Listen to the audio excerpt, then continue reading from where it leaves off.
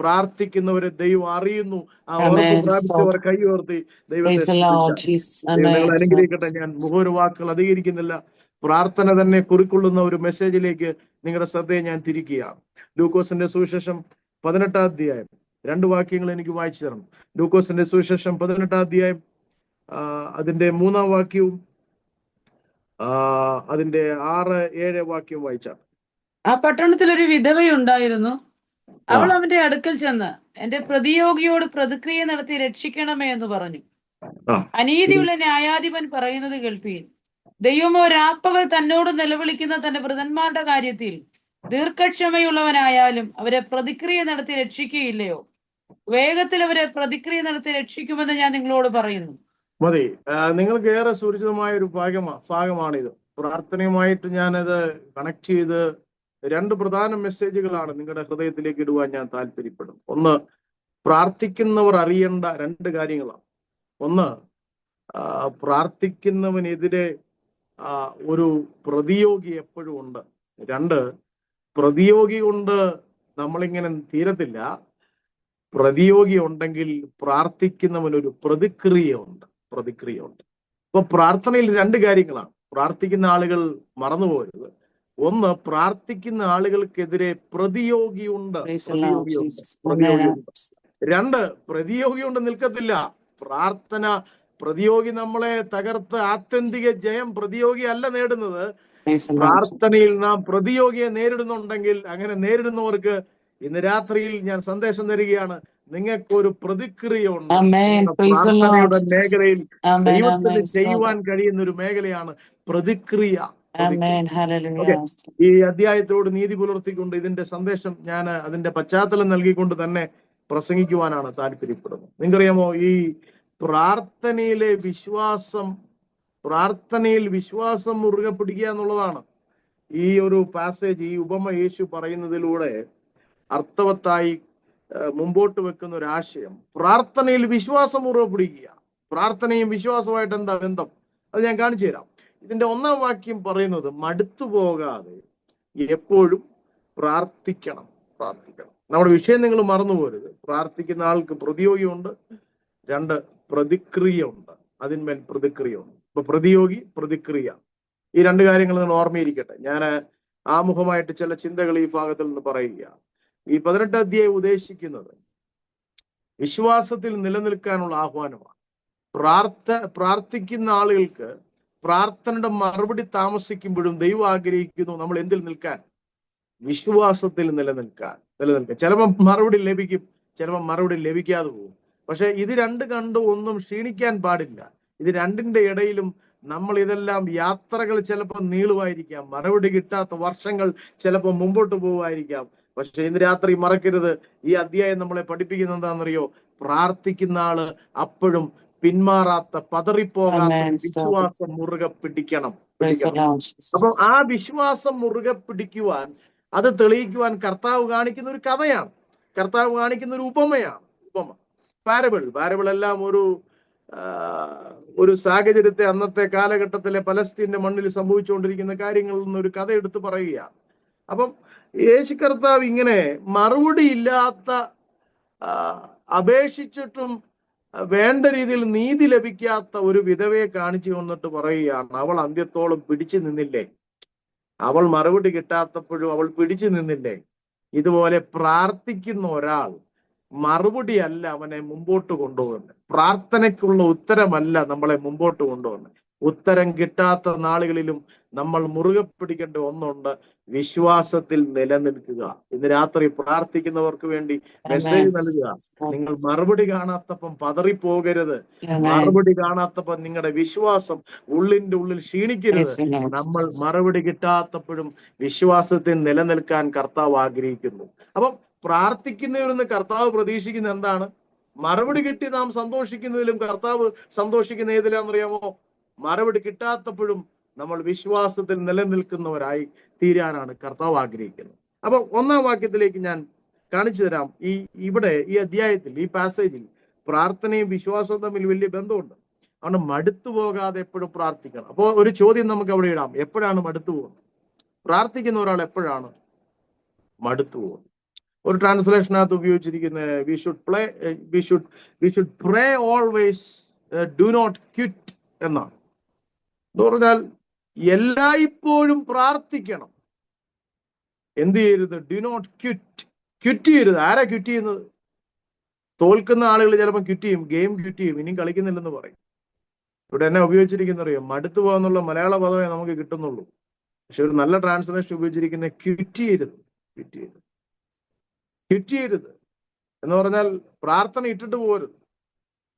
തോക്കുമായിരിക്കാം, വിടുതൽ കിട്ടാതെ വന്നേക്കാം, വലിയ വലിയ പ്രശ്നങ്ങൾ ഒരു പരമ്പര പോലെ നിങ്ങളുടെ ജീവിതത്തിനെതിരെ വീണ്ടും വീണ്ടും വന്നേക്കാം. പ്രാർത്ഥിക്കും തോറും പ്രശ്നം കൂടുന്നവരുണ്ട്. നിങ്ങൾക്കറിയോ, ഈ അങ്ങനെയുള്ള ആളുകളൊക്കെ നിങ്ങൾ മീറ്റ് ചെയ്യും, നിങ്ങൾ പ്രാർത്ഥിക്കുന്നവരാണ്, നിങ്ങൾക്ക് അത് അറിയാതിരിക്കാം. നമ്മുടെ ഇതിന്റെയൊക്കെ ഒരു വശമാണ്, ദൈവത്തോട് ചേർന്നിരിക്കുന്ന ആളുകൾക്ക് പ്രതികൂലം കൂടും. ബൈബിൾ അത് പഠിപ്പിക്കുന്നുണ്ട്, പ്രത്യേകിച്ച് പുതിയ നിയമം പഠിപ്പിക്കുന്ന അങ്ങനെയാണ്. അപ്പൊ ക്രിസ്തുവിലുള്ള ഞങ്ങളുടെ ആശ്വാസം പെരുകുന്നു. എപ്പോഴാ പെരുകുന്നേ? ക്രിസ്തുവിൽ ഞങ്ങൾ കഷ്ടം അനുഭവിക്കും തോറും ക്രിസ്തുവിനാലുള്ള ആശ്വാസവും പെരുകുന്നു. അപ്പൊ കഷ്ടതയ്ക്ക് ഒരു കുറവില്ലെന്ന് ആരും എഴുതിയിരിക്കുന്നേ? പൗലോസ് എഴുതിയിരിക്കുന്നേ, കഷ്ടത ഇങ്ങനെ ഞങ്ങൾ ഒരു വരമായിട്ട് അനുഭവിക്കുക, മാറി മാറി ഒന്നിനു മീതെ ഒന്നായി ഇങ്ങനെ അനുഭവിക്കുക. അങ്ങനെ അനുഭവിക്കുമ്പോഴും ക്രിസ്തുവേശുവിനാലുള്ള ആശ്വാസം ഞങ്ങൾ കൂടുതൽ പ്രാപിക്കുക. കർത്താവ് ആരുടെ കൂടെയാ? നമ്മുടെ ചില ചിന്ത മറുപടി കിട്ടുന്നവരുടെ കൂടെയാ കർത്താവ്, വേഗത്തിൽ വിടുതൽ കിട്ടുന്നവരുടെ കൂടെയാണ് കർത്താവ്. ഇതൊക്കെ നമുക്ക് ഒരുപാട് മാറ്റിക്കൂടാത്ത ചില ചിന്താഗതികളൊക്കെ നമ്മുടെ ഉള്ളിലുണ്ട്. എന്നാൽ ഇന്ന് രാത്രി ഞാൻ നിങ്ങൾക്കൊരു മെസ്സേജ് വരികയാ, കർത്താവ് ഏറ്റവും കൂടുതൽ കൂടെ ഇരിക്കുന്ന ആരുടെ കൂടെയാണെന്നറിയോ? കഷ്ടതയുള്ളപ്പോൾ. കഷ്ടത മാറി മാറി ആഞ്ഞടിക്കുന്ന വ്യക്തികൾ ഇതിന്റെ അകത്ത് ഒന്ന് മാറി അടുത്തതിലേക്ക് കടക്കുന്നവർ ഇതിന്റെ അകത്ത് ഇരിപ്പുണ്ടെങ്കിൽ നിങ്ങളുടെ ആ മെസ്സേജ് പറയാം, കർത്താവ് ഏറ്റവും കൂടുതൽ ആശ്വസിപ്പിക്കുന്ന ആരെയാണെന്നറിയോ? ക്രിസ്തുവിന്റെ കഷ്ടങ്ങളിൽ പങ്കുള്ളവരാകും തോറും ക്രിസ്തുവിനാലുള്ള ആശ്വാസവും പെരുകുന്നു. അപ്പൊ ഇന്ന് രാത്രി ഒരു കാര്യം ഓർക്കുക, മറുപടി കിട്ടാതിരിക്കുന്ന വിഷയങ്ങളുടെ നടുവിൽ മനസ്സ് എവിടെയെങ്കിലും കലങ്ങിയിട്ടുണ്ടെങ്കിൽ ദൈവത്തിന് നിങ്ങളോട് പറയാനുള്ളത്, കർത്താവ് നിങ്ങൾ നകലെയല്ല. നമ്മൾ ഒരു കാര്യം ചെയ്യണം, പ്രാർത്ഥനയിൽ നിന്ന് ക്വിറ്റ് ചെയ്യാൻ പാടില്ല. അപ്പൊ മടുത്തു പോകുന്ന എപ്പോഴാ? സിമ്പിൾ ആയിട്ട് പറയാം, വളരെ ലളിതമായിട്ട് പറയാം. പ്രാർത്ഥിക്കുന്ന ഒരാൾ മടുത്തു പോകുന്നത് എപ്പോഴാന്ന് ചോദിച്ചാൽ നിങ്ങൾക്കറിയാം, ഉത്തരം ലഭിക്കാതെ വരുമ്പോഴാണ്. അപ്പം മടുത്തു പോകുന്നത് അപ്പോൾ പ്രാർത്ഥനയല്ല. നമ്മൾ സാധാരണ ചിന്തിക്കും, നമ്മൾ ഒരു പേരിന് വേണ്ടിയൊക്കെ അപ്പോഴും പ്രാർത്ഥിക്കാൻ പറ്റും, മറുപടി കിട്ടാത്തപ്പോഴും നമ്മൾ പ്രാർത്ഥിക്കാറുണ്ട്. പക്ഷെ അവിടെ ക്ഷീണിക്കുന്നത് നമ്മുടെ പ്രാർത്ഥനയല്ല, പിന്നെന്താണ്? കർത്താവ് എന്താ പഠിപ്പിക്കുന്നത്?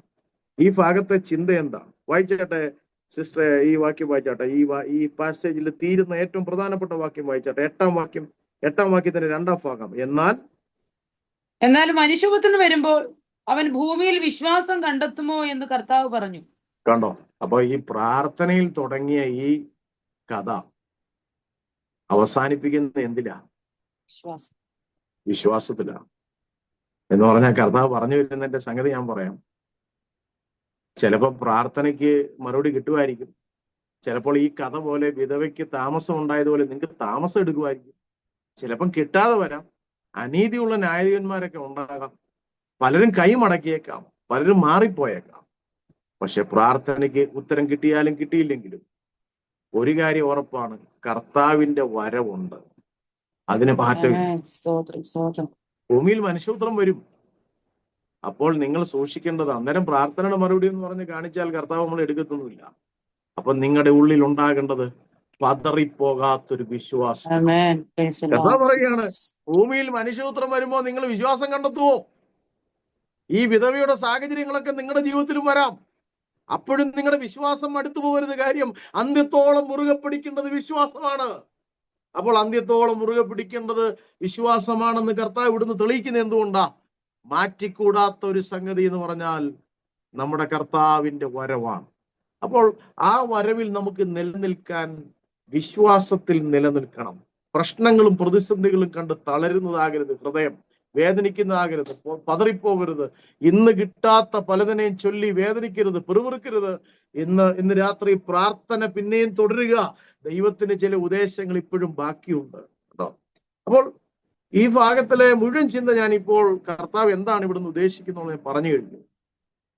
മറുപടി കിട്ടാത്ത ഒരു വ്യക്തി, വേണ്ട പോലെ ന്യായം പാലിച്ചു കിട്ടാത്ത ഒരു സ്ത്രീ, അവരെ കാണിച്ചു തന്നിട്ട് പറയുക, ഇവരുടെ അനുഭവം പോലെ പ്രാർത്ഥിക്കുന്നവർക്കും അനുഭവം ഉണ്ടാകും. പ്രാർത്ഥിക്കുന്നവരുടെ ജീവിതത്തിൽ ഇതേ കഥ ഉണ്ടാകും. ഇതേ സ്റ്റോറി അവരുടെ ലൈഫിലും വരും. പക്ഷെ അപ്പോഴും അതുകൊണ്ട് 1-ാം വാക്യം പറയുന്നത്, നിങ്ങൾ മടുക്കരുത്. പ്രാർത്ഥനയിൽ മടുത്താൽ വിശ്വാസം ക്ഷീണിക്കും. വിശ്വാസം ക്ഷീണിച്ചാൽ കർത്താവിന്റെ വരവിൽ മനുഷ്യപുത്രം വരുമ്പോൾ എന്ത് ചെയ്യും? അതുകൊണ്ട് ഇന്ന് രാത്രിയിൽ ഈ മെസ്സേജിന്റെ ആമുഖത്തിൽ എനിക്ക് പറയാനുള്ളത്, മടുക്കുന്ന ജീവിത സാഹചര്യങ്ങളുടെ നടുവിൽ ഹൃദയം എവിടെയൊക്കെ ക്വിറ്റ് ചെയ്യുവാൻ, പുറത്തു പോകാൻ, പ്രാർത്ഥന വിട്ട് വെളിയിൽ പോകാൻ നമ്മളോട് സാഹചര്യങ്ങൾ ആവശ്യപ്പെടുമ്പോൾ, കുമിഞ്ഞുകൂടുന്ന അല്ലെങ്കിൽ മുമ്പോട്ട് കയറി വരുന്ന, നമുക്കെതിരെ വരുന്ന പ്രതിസന്ധികൾ ഇങ്ങനെ വല്ലാതെ വർദ്ധിക്കുമ്പോൾ ക്വിറ്റ് ചെയ്യരുത്, പുറത്തു പോകരുത്, അല്ലെങ്കിൽ ഓടിപ്പോകാൻ തുനിയരുത്. വീണ്ടും ഈ പാസേജ്, ഈ സ്റ്റോറി നമ്മളോട് പറയുന്നു, പ്രാർത്ഥനയിൽ തുടരുക. V should pray always. അപ്പൊ എന്തിനാണ് ഇനിയും എല്ലായ്പ്പോഴും പ്രാർത്ഥിക്കുന്നത്? ഇപ്പൊ എല്ലായ്പ്പോഴും പ്രാർത്ഥിക്കുന്നതിന് ഈ കഥയിൽ ഈ സ്ത്രീ എന്താണ് അതിന് പകരമായിട്ട് ഈ സ്ത്രീയിൽ നമുക്ക് പഠിക്കാൻ കഴിയുന്ന എന്താണ്? 5-ാം വാക്യം വായിച്ചാട്ടെ. എങ്കിലും വിധവ എന്നെ അസഹ്യമാക്കുന്നത് കൊണ്ട് ഞാൻ അവളെ പ്രതിക്രിയ നടത്തി രക്ഷിക്കും. അല്ലെങ്കിൽ അപ്പൊ 3-ാം വാക്യത്തിൽ പറയുകയാണ്, വിധവയ്ക്കൊരു പ്രതിയോഗിയുണ്ട്. ആ പ്രതിയോഗിയുടെ പ്രത്യേകത എന്ന് പറഞ്ഞാൽ അവന് കുറെ കാലം മനസ്സ് വെക്കാത്ത ഒരാളാണ്. ഇവളുടെ കാര്യം അവിടെ കിടക്കട്ടെ, മനസ്സില്ല. രണ്ടാമത്തെ അവന്റെ പ്രശ്നം, അവന് ദൈവത്തെ ഭയവും മനുഷ്യനെ ശങ്കയുമില്ല. അപ്പൊ ഇത് രണ്ടുമില്ല. നമ്മൾ ചിലപ്പോൾ ആളുകളെ കാണുമ്പോൾ ഇത് ഏതെങ്കിലും ഒന്ന് കാണും. വീട്ടിലുള്ളവരെ പേടിയില്ലെങ്കിലും ദൈവത്തെ പേടിയുള്ളവരുണ്ട്. അല്ല, ഇനിയും ദൈവത്തെ പേടിയില്ലെങ്കിലും മനുഷ്യരെ കുറെ പേടിക്കുന്ന ആളുകളുണ്ട്. പക്ഷെ ഈ വ്യക്തിയെ സംബന്ധിച്ചോളം ഇത് രണ്ടുമില്ല. അപ്പൊ ഇതിന്റെ അകത്ത് ഞാൻ വായിച്ചു വന്നപ്പോൾ എനിക്ക് മനസ്സിലായ ഒരു കാര്യം, സാഹചര്യങ്ങളൊക്കെ ഒരുപാട് പ്രതികൂലമാണ്. സാധ്യതകളൊക്കെ എവിടെയൊക്കെയോ ഈ സ്ത്രീയുടെ മങ്ങി തുടങ്ങിയിട്ടുണ്ട്. പക്ഷെ ഈ സ്ത്രീ അപ്പോഴും അസഹ്യപ്പെടുത്തുന്നത് തുടർന്നു. ഒരു സ്തോത്രം പറയാമോ? ഇതാണ് പ്രാർത്ഥന. പ്രാർത്ഥന വളരെ സിമ്പിൾ ആയിട്ടുള്ള ഒരു സ്റ്റോറിയിലൂടെ കർത്താവ് കാണിച്ചു തരിക. സാധ്യത മുഴുവൻ അസ്തമിച്ചു. നീതി നടത്തേണ്ടയാള് മനസ്സില്ലാത്ത വ്യക്തിയാണ്. അദ്ദേഹത്തിന് ദൈവത്തെ പേടിയില്ല, അദ്ദേഹത്തിന് മനുഷ്യനെ പേടിയില്ല. പിന്നെയാണോ വിധവയെ പേടിക്കുന്നത്? ഒരു വിധവയുടെ മുമ്പിൽ മുട്ടുമടക്കേണ്ട ആവശ്യം അദ്ദേഹത്തിന് ഇല്ല. അപ്പോൾ അങ്ങനെ ഇട്ടുതല്ലിയ ഒരു വിഷയം, ഇനി ഒരു സാധ്യത ഇല്ലെന്നുള്ള വിഷയം. അപ്പൊ സാധ്യതകൾ മുഴുവൻ നഷ്ടപ്പെടുന്ന ഇടത്തും പ്രാർത്ഥിക്കുവാൻ കഴിയുമ്പോഴാണ് പ്രാർത്ഥനയാകുന്നത്. അതിന്റെ മുഴുവൻ അർത്ഥത്തിൽ, അതിന്റെ പൂർണ്ണ അർത്ഥത്തിൽ പ്രാർത്ഥനയായി ദൈവം അംഗീകരിക്കുന്ന എപ്പോഴാണെന്നറിയോ? സാധ്യത മുഴുവൻ പോകുമ്പോൾ, എവിടെയൊക്കെയോ വിശ്വാസം ഉള്ളിൽ ക്ഷീണിച്ച് പതറി പിന്മാറി പുറകോട്ട് പോകുവാൻ സാഹചര്യങ്ങൾ മുഴുവൻ ഉണ്ടാകുമ്പോഴും പ്രാർത്ഥനയിൽ തുടരാൻ കഴിയുന്ന സഹോദരന്മാരെ ഇന്ന് രാത്രി കർത്താവ് കാണുകയാണ്. അപ്പം നമ്മളെ ദൈവം കുറിക്കൊള്ളും. ആരെ കുറിക്കൊള്ളുന്നേ? വെറുതെ ഒരു ചുമ്മാ വന്ന് ഓടി വന്ന് പ്രാർത്ഥന ഒരു ചടങ്ങ് പോലെ പ്രാർത്ഥിക്കുന്ന ഒരാളെ അല്ല ദൈവം കുറിക്കൊള്ളും. സാഹചര്യം മുഴുവൻ പ്രതികൂലമാണ്, വ്യക്തികൾ പ്രതികൂലമാണ്, ആളുകൾ കൂട്ടത്തിലില്ല, എല്ലാവരും എതിരാണ്. സാഹചര്യം ഇനി ഒരു നടക്കാൻ ഒരു സാധ്യതയില്ല. ഇതെല്ലാം അവസാനം കയ്യിൽ നിന്ന് കൈവിട്ടു പോകുന്ന സാഹചര്യങ്ങളുടെ മധ്യത്തിലും വീണ്ടും പ്രാർത്ഥിക്കുവാൻ കഴിയുന്ന ഒരു ഹൃദയം, അതിന് കർത്താവ് ഇട്ടിരിക്കുന്ന പേരാണ് മടുത്തു പോകാത്ത പ്രാർത്ഥനയുടെ ഹൃദയം. ഇന്ന് രാത്രി അതൊന്ന് പ്രാപിക്കാമോ? ഇതാണ് ശരിക്കും വിധവ ചെയ്യുന്നത്. അവൾ പ്രാർത്ഥിക്കാൻ നമുക്കൊരു മാതൃക തരിക. അവൾ അത് എന്ത് ചെയ്തു? ഇവിടെ പ്രാർത്ഥനയ്ക്ക് പകരം അതിനെ കാണിക്കുന്നത് അസഹ്യപ്പെടുത്തുകയാണ്. സാധ്യതയൊന്നുമില്ല, പക്ഷെ അവൾ എന്ത് ചെയ്യുക? അസഹ്യപ്പെടുത്തുകയാണ്. അപ്പൊ നമുക്ക് ഈ വിഷയത്തിലേക്ക് വരാം. അപ്പോൾ ഇവിടെ പ്രാർത്ഥന രീതി ഇപ്പൊ ഞാൻ കാണിച്ചു തന്നു. 2 കാര്യങ്ങൾ ഇപ്പോൾ ഞാൻ കാണിച്ചു. ഒന്ന്, പ്രാർത്ഥനയുടെ യഥാർത്ഥ ഉദ്ദേശം തന്നെ എന്താണ്? നിങ്ങൾ മറക്കരുത്, മനുഷ്യപുത്രം വരുമ്പോൾ നമ്മുടെ വിശ്വാസം പതറിപ്പോകരുത്. ഈ പ്രാർത്ഥന എന്നുള്ളത് നമ്മൾ മാത്രമല്ല ചെയ്യുന്നത്. ലോകത്തിൽ മതം എന്ന് ആരംഭിച്ചോ അല്ലെങ്കിൽ മനുഷ്യൻ എന്ന് ആരംഭിച്ചോ പ്രാചീന കാലം മുതലേ പ്രാർത്ഥനയുണ്ട്. ഈ പ്രാർത്ഥനയുടെ വ്യത്യസ്തമായ വീക്ഷണകോണുകൾ ചിന്തിക്കുമ്പോഴാണ് പ്രാർത്ഥനയ്ക്ക് ചിലപ്പോൾ എല്ലാ മതങ്ങളിലും ചിലപ്പോൾ മറുപടി ഉണ്ട്, മറുപടി ഇല്ല. ഞങ്ങളുടെ ദേവൻ ഞങ്ങളെ ഐശ്വര്യം തന്നു, അനുഗ്രഹം ചിലപ്പോൾ തന്നില്ല, ഞങ്ങൾക്ക് വിധി ഉണ്ടായില്ല. കണ്ടോ, ഞങ്ങൾക്ക് വിധിയില്ലായിരുന്നു അനുഭവിക്കാൻ. അവരതിനെ അങ്ങനെയാ പറയുന്നത്. അപ്പൊ എല്ലാ മതത്തിലും പ്രാർത്ഥനയും പ്രാർത്ഥനയുടെ മറുപടി ഇല്ലായ്മയും ഒക്കെ അവർ പ്രതീക്ഷിക്കുന്നുണ്ട്. അവരും അതിനെപ്പറ്റി ഉണ്ട്. പ്രാർത്ഥന, അയ്യോ ഞങ്ങളുടെ ദൈവം, ഇതെല്ലാ മതങ്ങളിലും ഉണ്ട്. പക്ഷേ ക്രൈസ്തവ പ്രാർത്ഥിക്കുന്ന വ്യക്തികൾ എന്ന് കർത്താവ് ഉദ്ദേശിക്കുന്നത് കേവലം ഒരു മറുപടി കണ്ട് ഇവിടുത്തെ ലോക ജീവിതം എങ്ങനെയെങ്കിലും സംതൃപ്തിയോടെ ജീവിച്ചു തീർക്കാന്നുള്ളതല്ല. മറുപടി കാണാത്ത സാഹചര്യങ്ങളെ ക്രിസ്ത്യ ജീവിതം നേരിടും. മറുപടി കാണാത്ത സാഹചര്യങ്ങൾ കൺമുമ്പിൽ വരും. വർഷങ്ങൾ മുമ്പോട്ട് പോയെന്നിരിക്കും. പക്ഷേ പ്രാർത്ഥിക്കുന്ന വ്യക്തിയുടെ വിശ്വാസം ക്ഷീണിക്കാൻ പാടില്ല. പ്രാർത്ഥിക്കുന്ന വ്യക്തി പിന്നെയും പ്രാർത്ഥിച്ചുകൊണ്ടിരിക്കാൻ, മടുത്തു പോകാതെ പ്രാർത്ഥിച്ചുകൊണ്ടിരിക്കാൻ കർത്താവ് ഈ കഥയിൽ ഉപദേശം തരുന്ന എന്താണെന്നറിയാമോ? മനുഷ്യപുത്രം വരുമ്പോൾ വിശ്വാസം മുറുകെ പിടിക്കാൻ. അപ്പൊ പ്രാർത്ഥനയുടെ ആത്യന്തിക ലക്ഷ്യം എന്താ? വിശ്വാസത്തിൽ നാം നിലനിൽക്കാൻ, മറുപടിയേക്കാൾ മനസ്സ് പതറാത്തൊരു വിശ്വാസം പ്രാപിക്കുവാൻ. ഇതാണ് ഞാൻ ഒന്നാമത് പഠിപ്പിച്ചത്. രണ്ടാമതായിട്ട് ഞാൻ പഠിപ്പിച്ചത് പ്രാർത്ഥനയ്ക്ക് മുൻകുറിയായിട്ട് ഈ സ്ത്രീയിൽ നിന്ന് ലഭിക്കുന്ന മാതൃകയാണ്. എന്താണത്? സാധ്യതയൊന്നുമില്ല, എല്ലാ സാധ്യതയും അസ്തമിച്ചു. നീതി നിർവഹണം നടത്തേണ്ട ആളും അയാളുടെ മുമ്പിലും സാധ്യതയൊന്നുമില്ല. പക്ഷെ അവളും അപ്പോഴും പ്രാർത്ഥനയെ കർത്താവിടെ വിവരിക്കുന്നത് എന്താണെന്നറിയോ? അസഹ്യപ്പെടുത്താൻ കഴിയുന്നതാണ്. എവിടെയൊക്കെയോ പിന്നെയും പിന്മാറിപ്പോകാതെ, ഈ വ്യക്തിയിൽ ഒരു സാധ്യതയും ഞാൻ കാണുന്നില്ല.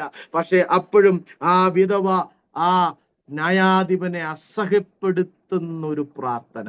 അതാണ് 24/7 ഈ പ്രയർ ലൈനിൽ നടക്കുന്നത്. അസഹ്യപ്പെടുത്തുന്ന ഒരു പ്രാർത്ഥനയാണ്.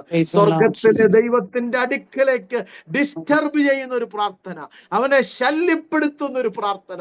പ്രാർത്ഥനയുടെ ശബ്ദം നിലയ്ക്കാതെ ഈ പ്ലാറ്റ്ഫോമിൽ ഉയരുമ്പോൾ കർത്താവ് അത് കാണുന്നു. അസഹ്യപ്പെടുത്തുന്ന ഒരു പ്രാർത്ഥന അത് നിർവഹിക്കുന്ന പ്രിയ മക്കളെ ദൈവം അനുഗ്രഹിക്കട്ടെ. ഈ രണ്ട് ചിന്തകളാണ് ഞാൻ പങ്കുവച്ചത്. അപ്പൊ ഈ രണ്ട് ചിന്തകൾ നിങ്ങളുടെ മനസ്സിൽ ഇരിക്കുമ്പോൾ തന്നെ നമ്മുടെ പ്രധാന ചിന്തയിലേക്ക് നമ്മൾ വരികയാണ്. ഈ സ്ത്രീക്ക് പക്ഷേ ഇവിടെ അസഹ്യപ്പെടുത്തുമ്പോഴും ഈ പ്രതിയോഗി എന്ത് ചെയ്യണം? നേരിടണം. ഈ അസഹ്യപ്പെടുത്തുന്ന എന്തിനാ? ഈ പ്രതിയോഗി കാര്യം എന്ത് ചെയ്യണം? നിർവഹിക്കണം, അല്ലെ? അസഹ്യപ്പെടുത്തി ഇവളുടെ പ്രതിയോഗി ഈ കാര്യത്തെ എന്ത് ചെയ്യണം? നിർവഹിച്ചു കൊടുക്കണം. ഒരുപക്ഷെ ഇത് വിധവയുടെ കാര്യം പറയുമ്പോൾ പുറപ്പാട് പുസ്തകത്തിൽ നമുക്ക് അതിന്റെ കാര്യങ്ങൾ പുറപ്പാട് 22:22 വായിക്കണ്ട. വിധവയെ ആ വാക്യം ഒന്ന് വായിച്ചു, ഞാൻ പെട്ടെന്ന് മനസ്സിൽ നിന്നും പോയി. പുറപ്പാട് പുസ്തകം 22:22. വിധവയെയും അനാഥനെയും നിങ്ങൾ ക്ലേശിപ്പിക്കരുത്. അവരെ വല്ല പ്രാകാരത്തിനും ക്ലേശിപ്പിക്കുകയും അവർ എന്നോട് നിലവിളിക്കുകയും ചെയ്താൽ ഞാൻ അവരുടെ നിലവിളി കേൾക്കും. കണ്ടോ? മോശയുടെ അപ്പൊ നിങ്ങളുടെ പുരുഷന്മാരെ ഞാൻ കൊല്ലും, നിങ്ങൾ വിധവമാരായി മാറും. അതാണ് അതിന്റെ ശിക്ഷ. ഓക്കെ, പകരത്തിന് പകരം. ഓക്കെ, അപ്പം മോശ എഴുതി വെച്ച ഒരു ന്യായപ്രമാണമാണ്. വിധവയെ ആരെങ്കിലും ക്ലേശിപ്പിക്കാൻ പാടില്ല. അതുകൊണ്ടാണ് ഇതിന്റെ 5-ാം വാക്യത്തിൽ വരുമ്പം ഈ ന്യായാധിപൻ എഴുന്നേറ്റിട്ട് ഇവളുടെ പ്രതിയോഗികളോടൊക്കെ പ്രതിക്രിയ നടത്തി രക്ഷിക്കാൻ വരുന്നുണ്ട്. 5-ാം വാക്യത്തിൽ നമുക്ക് കാണാം. അതിന്റെ കാരണം, അല്ലെങ്കിൽ അവൾ ഒടുവിൽ വന്ന് എന്റെ മുഖത്ത് അടിക്കും. കുറെ കഴിഞ്ഞപ്പം കുറെ കാലം മനസ്സിലായിരുന്നു. ആ കാലം എത്രയാന്ന് നമുക്ക് അറിയത്തില്ല. ആ കാലം ചിലപ്പോൾ 1 വർഷമായിരിക്കാം, ചിലപ്പോൾ 3 വർഷമായിരിക്കാം, 5 വർഷമായിരിക്കാം. ഇവിടെ കാലം എഴുതിയിട്ടില്ലാത്തതുകൊണ്ട് അറിയത്തില്ല. പക്ഷെ കുറെ കാലം എന്ന് എഴുതിയിട്ടുണ്ട്. കുറെ കാലം എന്ന് പറയുമ്പോൾ അത് ഒന്നിലധികം കാലമായിരിക്കും. കാലം എന്ന് പറയുമ്പോൾ 1 വർഷമാണല്ലോ. ബൈബിളിന്റെ കണക്കനുസരിച്ച് കാലാർദ്ധം എന്നൊക്കെ പഠിപ്പിക്കുന്നുണ്ട്. ദാനിയേലിന്റെ പുസ്തകത്തിലുണ്ട്. ദാനിയേലിന്റെ പുസ്തകം അവസാന അധ്യായത്തിലുണ്ട്. കാലാർദ്ധങ്ങളെ ചൊല്ലും. ഇനിയും ഈ പുസ്തകങ്ങൾ മുദ്രയിട്ട് വെക്കുക. കാലവും കാലാർദ്ധവും ചൊല്ലും. ഈ കാലം എന്ന് പറഞ്ഞാൽ 1 വർഷമാണ്. കാലാർദ്ധം എന്ന് പറഞ്ഞാൽ 1/2 വർഷമാണ്. 1/2 വർഷം, പകുതി 6 മാസം. അപ്പം കുറെ കാലം എന്ന് പറയുമ്പോൾ അതിന്റെ അർത്ഥം ഒരു കാര്യം ഉറപ്പാണ്, 1 വർഷത്തിലധികമാണ്. 1 വർഷത്തിലധികമാണ്. അപ്പം അങ്ങനെ ഈ കാര്യങ്ങൾ ഇങ്ങനെ ഇവളിങ്ങനെ അസഹ്യപ്പെടുത്തുന്ന പ്രാർത്ഥന നമ്മുടെ ജീവിതത്തിന്റെ പ്രാർത്ഥനയെ കാണിക്കണം. അത് ചെയ്തിട്ടും മനസ്സില്ലാത്ത, മറുപടി കിട്ടാത്ത മേഖലകളും ദിവസങ്ങളും ഒക്കെ വർഷങ്ങൾ ഒരുപാട് മുമ്പോട്ട് പോയി. പക്ഷെ അത് കഴിഞ്ഞപ്പോൾ ഈ ന്യായാധിപൻ ഇവൾക്ക് വേണ്ടി എഴുന്നേൽക്കുക. ഈ ന്യായാധിപൻ എഴുന്നേക്കാൻ കാരണം ഇപ്പൊ പുറപ്പാട് പുസ്തകത്തിൽ വായിച്ച വാക്യാണ് കേട്ടോ. പുറപ്പാട് പുസ്തകത്തിലെ കാര്യം പഴയ നിയമത്തിലെ നീതി നിർവഹണം എന്ന് പറഞ്ഞാൽ മോശയുടെ ന്യായപ്രമാണമാണ് അതിന്റെ ഭരണഘടന. ഏത് രാജാവ് ഭരിച്ചാലും ഈ ഇതാണ് ഭരണഘടന. അപ്പൊ മോശ കൽപ്പിച്ചിരിക്കുന്ന നോക്കിക്കേ, വിധവയെ അനാഥനെ നിങ്ങൾ എന്ത് ചെയ്യരുത്, പീഡിപ്പിക്കരുത്, ക്ലേശിപ്പിക്കരുത്. അതെ, അവർ വല്ല പ്രകാരത്തിലും ക്ലേശിക്കപ്പെട്ടാൽ ഞാൻ എഴുന്നേക്കും, ഞാൻ അവർക്ക് വേണ്ടി ചോദിക്കും. അപ്പം ഇത് ബൈബിളിലെ മോശയുടെ പ്രമാണമാണ്. ഇത് വായിച്ചറിഞ്ഞ ന്യായാധിപൻ കുറെ കഴിയുമ്പോൾ ഇവൾക്ക് ആളെ കൂട്ടാൻ കഴിയും. മൂപ്പന്മാരെയൊക്കെ കൂട്ടി ഇവളുടെ ഈ മോശയുടെ ന്യായപ്രമാണത്തിലെ വാക്യങ്ങളും വചനങ്ങളും ഒക്കെ എടുത്ത് ഇദ്ദേഹത്തിനെതിരെ തിരിയാൻ പറ്റും, ആൾക്കൂട്ടത്തെ കൂട്ടാൻ പറ്റും. അതുകൊണ്ടാണ് കുറെ കാലം കഴിയുമ്പോൾ ഇദ്ദേഹം അവൾക്ക് വേണ്ടി പ്രതിക്രിയ നടത്തി രക്ഷിക്കുക. പക്ഷെ എനിക്ക് സംസാരിക്കാനുള്ളത് അതല്ല. പ്രതിയോഗികൾ ഇവളുടെ ആരാന്ന് ഇവിടെ എഴുതിയിട്ടില്ല. ഇവളുടെ പ്രതിയോഗി ഒരുപക്ഷെ കുടുംബക്കാരായിരിക്കാം. അതിന്റെ കാരണം പഴയ നിയമത്തിലൊക്കെ വിധവയാക്കപ്പെട്ടാൽ ഈ ഭർത്താവിന്റെ സഹോദരന്മാരും മറ്റുള്ളവരൊക്കെ ഈ അവകാശങ്ങൾ പിടിച്ചു പറിക്കാൻ വേണ്ടി ന്യായങ്ങളെ എടുത്തു കളഞ്ഞ് വിധവമാരെ ഉപദ്രവിക്കുന്ന രീതികളുണ്ട്. ആ അർത്ഥത്തിലാണ് ഈ എബ്ബേസിന്റെ പ്രാർത്ഥനയൊക്കെ നമ്മൾ അങ്ങനെയാണ് കാണുന്നത്. എന്റെ അമ്മ എന്നെ വ്യസനത്തോടെ പ്രസവിച്ചു എന്ന് പറഞ്ഞപ്പോൾ അതിനെ ചരിത്രപരമായി പഠിക്കുമ്പോൾ പറയുന്ന അവന്റെ അമ്മ ഒരു വിധവയായിരുന്നുള്ളതാണ്. ഗർഭത്തിൽ എബ്ബേസിനെ വഹിച്ചിരുന്ന സമയത്ത് ഭർത്താവ് മരണപ്പെട്ടിരിക്കാം എന്നാണ് പറയുന്നത്. അതിനുശേഷം അവർ അവകാശങ്ങളെ തട്ടിയെടുക്കാൻ ആളുകൾ ശ്രമിച്ചു, സ്വന്തം സഹോദരന്മാർ ശ്രമിച്ചെന്നാണ് ചരിത്രമൊക്കെ പറയുന്നത്. അതുകൊണ്ടാണ് നീ എന്റെ അതിരിനെ എന്ത് ചെയ്യണം? എബ്ബേസിന്റെ പ്രാർത്ഥന എങ്ങനെയാ? നീ എന്റെ അതിരിനെ വിശാലമാക്കണം. കണ്ടോ? അപ്പം അതിരിനെ തട്ടിയെടുക്കുന്ന പരിപാടി, പ്രത്യേകിച്ച് വിധവമാരുടെ അതിരിനെ തട്ടിയെടുക്കുന്ന പരിപാടി പണ്ട് പഴയ നിയമത്തിൽ കുടുംബക്കാർക്കിടയിലൊക്കെ ഉണ്ടായിരുന്നു. അതുകൊണ്ടാണ് ഈ നിയമമൊക്കെ വളരെ ശക്തമായി മോശ എഴുതി വെച്ചത്. അപ്പൊ ഇതൊക്കെ നിങ്ങളുടെ ഒരു പഠനത്തിലേക്ക് ഞാൻ പെട്ടെന്ന് പറഞ്ഞതേ ഉള്ളൂ. നമ്മുടെ പ്രാർത്ഥനയായി ഭാഗമായി ബന്ധപ്പെട്ട ഒരു ദൈവിക ദൂതായിട്ടോ ഒന്നും അതിനെ എടുക്കണ്ട. പക്ഷെ ഒരു പഠിക്കുമ്പോൾ നമ്മൾ ഒരു ഭാഗം പറയുമ്പോൾ അതിന്റെ പല അർത്ഥതലങ്ങൾ ഞാൻ പറഞ്ഞു പോയെന്ന് മാത്രമേ ഉള്ളൂ. അപ്പൊ ആ അർത്ഥത്തിൽ ഈ വിധവയ്ക്ക് പ്രതിയോഗിയുണ്ട്. അത് ആരാന്ന് നമുക്കറിയത്തില്ല, ചിലപ്പം കുടുംബക്കാരായിരിക്കാം. നിരവധി പ്രതിയോഗികളുണ്ട്. അപ്പൊ അതിന്മേൽ പ്രതിക്രിയ നീ നടത്തണം, പ്രതിക്രിയ നടത്തണം. ഈ ന്യായാധിപൻ വേണം അതിന്മേൽ തീർപ്പ് കൽപ്പിക്കാൻ. അപ്പം ഇവിടെ കർത്താവ് പറഞ്ഞു വരികയാണ്, കർത്താവ് ഈ ന്യായാധിപനെ പറ്റി എന്നാ പറയുന്നേ? ഈ ന്യായാധിപന്റെ പ്രത്യേകത എന്നാ? ദൈവത്തെ ഭയമില്ല, മനുഷ്യനെ ശങ്കയുമില്ല എന്ന് മാത്രമല്ല, 6-ാം വാക്യം ഒന്ന് വായിച്ചേ, തുടക്കം മാത്രം മതി. അനീതിയുള്ള ന്യായാധിപൻ പറയുന്നത് കേൾപ്പി. കണ്ടോ? അപ്പൊ കർത്താവ് ഈ ന്യായാധിപന് പേരിട്ടു എന്താ? അനീതിയുള്ള. എന്താ കർത്താവ് പറഞ്ഞു വരുന്നറിയോ? അനീതിയുള്ള. നീതിയുള്ള ന്യായാധിപൻ അല്ല കേട്ടോ, അനീതിയുള്ള ന്യായാധിപന്. നിങ്ങൾ പ്രാർത്ഥനയുടെ മെസ്സേജ് കേട്ടോണം. അനീതിയുള്ള ന്യായാധിപന് നിരന്തരം അസഹ്യപ്പെടുത്തിയ വിധവയ്ക്ക് വേണ്ടി അത്രയും കാര്യം ചെയ്തു കൊടുക്കാമെങ്കിൽ കർത്താവ് ഇവിടെ കർത്താവിനെ തന്നെ കാണിക്കുക, ഞാൻ നീതിയുള്ള ന്യായാധിപതിയാ. അപ്പൊ രാപ്പകൽ നിങ്ങളുടെ പ്രാർത്ഥന ഇവിടെ വരുന്നുണ്ട് കേട്ടോ. നിങ്ങളുടെ പ്രയർ 24 hours ആണ് എന്നോട് സന്ധ്യ സിസ്റ്റർ പറഞ്ഞു. അത് ഇതിനകത്ത് വരുന്നുണ്ട്, നോക്കിക്കോ. 7-ന്റെ കണ്ടോ, ദൈവമോ രാപ്പകൽ കണ്ടോ, രാപ്പകൽ, ഡേ ആൻഡ് നൈറ്റ്. ഇംഗ്ലീഷ് എഴുതിയിരിക്കുന്ന ഡേ ആൻഡ് നൈറ്റാ. അപ്പൊ ഈ പ്ലാറ്റ്ഫോമിൽ ഡേ ആൻഡ് നൈറ്റ് അല്ലേ പ്രയർ നടക്കുന്നത്? അല്ലേ? അതെ, കണ്ടോ. അപ്പം ദൈവമോ, അപ്പം ദൈവം ആർക്ക് വേണ്ടി എഴുന്നേക്കുന്നേ? അപ്പൊ ഈ പ്ലാറ്റ്ഫോമിൽ ഇരിക്കുന്നത് നിഷ്ഫലമാണെന്ന് ചിന്തിക്കരുത്. ഈ പ്ലാറ്റ്ഫോമിൽ ഇരിക്കുന്നത് വേസ്റ്റ് ആണെന്ന് ചിന്തിക്കരുത്. ഇത് വെറുതെ ഒരു പരിപാടിയാണെന്ന് ചിന്തിക്കരുത്. ദൈവം അനീതിയുള്ള ന്യായാധിപന് ഈ ലോകത്തിന്റെ കണക്കിൽ പെടുന്നവർക്ക് വേണ്ടി ഇങ്ങനെ ഒരു നീതി നിർവഹിക്കാമെങ്കിൽ നമ്മുടെ നീതിയുള്ള ദൈവം സ്വർഗത്തിൽ ഇരിപ്പുണ്ടെങ്കിൽ ഇന്ന് രാത്രി വിശ്വസിച്ചോ, ഇതിന്റെ അകത്ത് നിരന്തരം പ്രാർത്ഥിച്ചുകൊണ്ടിരിക്കുന്ന ദൈവവൈദങ്ങൾക്ക് വേണ്ടി ദൈവം ചിലത് ചെയ്യാൻ പോവുകയാണ്. നീതിയുള്ള ന്യായാധിപൻ, അനീതിയുള്ള ന്യായാധിപൻ ഇത്രയും ചെയ്തു കൊടുക്കാമെങ്കിൽ കർത്താവ് പറയുക, നീതിയുള്ള ന്യായാധിപതിയാണ് ഞാൻ ആരെയാ സഹായിക്കാൻ പോകുന്നറിയോ? ഇനി ആ സ്റ്റോറിയിൽ നിന്ന് വിടുക കേട്ടോ. ഇനി എല്ലാവരും എന്നെ കേട്ടെ, ഇനി ആ കഥയിൽ നിന്ന് വിടുക. കർത്താവ് തന്നെ ആ കഥ ഇനി വിട്ടിട്ട് പ്രാർത്ഥനയിലേക്ക് കൊണ്ടുവരിക. കണ്ടോ, ദൈവമോ തന്നോട് നിലവിളിക്കുന്നു. അപ്പൊ നമുക്ക് ഈ ചിന്ത വെച്ചുകൊണ്ട് ഈ ഭാഗത്തിലെ തന്നെ 2 ചിന്ത ഞാൻ നിങ്ങൾക്ക് തന്ന് ഈ മെസ്സേജ് ഞാൻ നിർത്തും. 6:30 വരെയാണ് സമയം പറഞ്ഞു. അപ്പം ശ്രദ്ധിച്ചേ, അപ്പൊ 2 ചിന്തയാണ്, പ്രതിയോഗിയും പ്രതിക്രിയ. അപ്പം ഇനിയും പ്രാർത്ഥിക്കുന്നവരുടെ കാര്യമാണ് പറയാൻ. അപ്പൊ എങ്ങനെ പ്രാർത്ഥിക്കുന്നവർ? രാപ്പകൽ നിലവിളിക്കുന്ന, വെറുതെ ഒരു വ്യക്തിയല്ല, അവിടെ എഴുതിയിട്ടുണ്ട്. ആരാണ്? വൃതൻ. ഒരു നല്ല ട്രാൻസ്ലേഷൻ ചെയ്തിരിക്കുന്ന ചൂസൺ വൺ, ദൈവത്താൽ തെരഞ്ഞെടുക്കപ്പെട്ടവർ. ഇനിയും അതിന്റെ ഏറ്റവും ആഴത്തിലുള്ള അർത്ഥം separated for God, set A part for God എന്നാണ്. എന്ന് പറഞ്ഞാൽ ദൈവത്തിന് വേണ്ടി വേർതിരിക്കപ്പെട്ട ആൾ പ്രാർത്ഥിക്കുമ്പോൾ, ഇനി അതിന്റെ ശരിക്കുള്ള ഈ ഇൻഡെപ്ത് ആയിട്ടുള്ള മീനിങ് എന്താണെന്നറിയോ? ഹാഗിയോസ് എന്നുള്ള അർത്ഥത്തിലേക്ക് വരുമ്പോൾ വിശുദ്ധർ, വേർതിരിക്കപ്പെട്ടവർ, വേർപാട് സൂക്ഷിക്കുന്നവർ, വ്രതമനുഷ്ഠിക്കുന്നവൻ, വേർപാടി നിൽക്കുന്നവൻ, പ്രമാണത്തിൽ നിൽക്കുന്നവൻ. കേട്ടോ, ഇതിനൊക്കെയുള്ള അർത്ഥം വേണോ?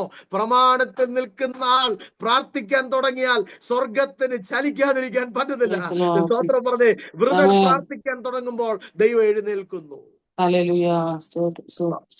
അപ്പൊ അതാണ് ഈ വാക്യം. പ്രാർത്ഥിക്കുന്ന വ്രതനെ, വേർപാടുള്ളവനെ, പ്രമാണത്തിൽ നിൽക്കുന്നവനെ കാണിച്ചു തന്നിട്ട് പറയുക, പ്രമാണത്തിൽ നിൽക്കുന്നവനും ആരുണ്ട്? പ്രതിയോഗിയുണ്ട്. കേട്ടോ, ഞാൻ പറയുന്നത് ഏറ്റവും കൂടുതൽ പ്രതിയോഗി ആർക്കാന്നറിയോ? പ്രമാണത്തിൽ നിൽക്കുന്നവർക്കാ. ബ്രദറായിരിക്കാൻ നിങ്ങൾ ആഗ്രഹിക്കുന്നു, ഒരു കാര്യം പ്രതീക്ഷിച്ചു, നമുക്ക് പ്രതിയോഗികൾ വർദ്ധിക്കും. എനിക്ക് പുതിയ നിയമത്തിന്റെ നന്നായി പഠിപ്പിക്കുക, ആ ഭാഗങ്ങൾ കൂടുതലായി പ്രസംഗിക്കുന്ന ഒരു വ്യക്തി എന്ന നിലയിൽ പ്രതിയോഗി എന്ന് എനിക്ക് പഠിപ്പിച്ച് വരുമ്പോൾ, പുതിയ നിയമത്തിലെ ഇപ്പോൾ പുതിയ നിയമ വിശ്വാസികളാണ് നമ്മളെല്ലാവരും. പുതിയ നിയമത്തിൽ ഈ പ്രാർത്ഥിക്കുന്ന ഒരു പ്രാർത്ഥന നിർവഹിക്കുന്ന ആളുടെ പ്രതിയോഗി ആരാ? അത് ക്ലിയർ ആയിട്ട് എനിക്ക് പറയേണ്ടതായിട്ട്. ആ പ്രതിയോഗി തൊട്ടപ്പുറത്തെ അന്നമ്മയോ തങ്കമ്മയോ സഭയിൽ നമ്മളോട് പോരാടുന്ന ആളോ,